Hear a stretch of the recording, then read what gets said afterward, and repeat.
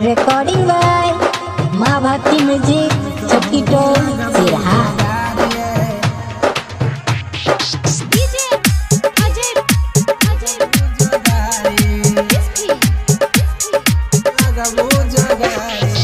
सुनु यो भौजी लगबू जोगार आबो ने रहत देवर कुमार अहाँ सकल लकै भैया बियाह यो हमरो लगा दो अपना बहिन स जोगार यो अहाँ बहिन स हमरो लगबू जोगार।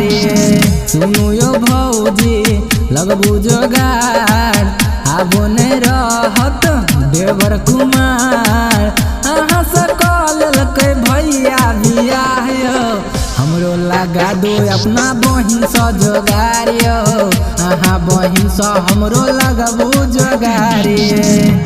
Singing by Raju Kumar. लगबू जोगार बहिन स हमरो लगबू जोगार। दिन ब दिन हमर हालत बिगड़ल जाइया कोना का कहू भौजी रात नहीं कटैया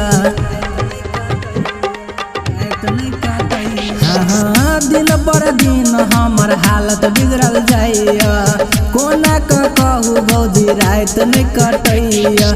दिलवा के बात तो हम के करा सा कहबै अही छी भौजी हम अही के कहबै उठैया हमरो जवानी के जुआरी अहाँ बहिन स हमरो लगबू जोगार अहाँ बहिन स हमरो लगबू जोगार।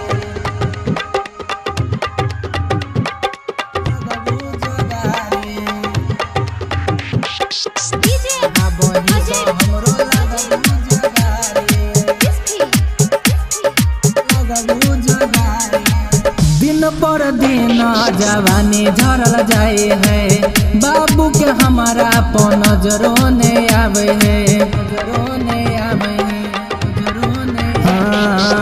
दिन पर दिन जवानी झरल जाए है बाबू के हमारा पर नजरो नहीं आवे है।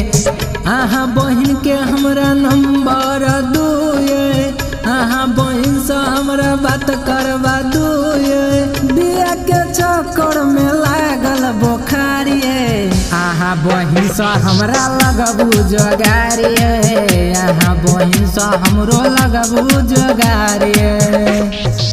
सुनु ये भौजी लगबू जोगार देवर रहत नहीं आगो कुमार अहाँ सकल लकै भैया बियाह यो हमरो लगा दो अपना बहिन स जोगार यो अहाँ बहिन स हमरो लगबू जोगार।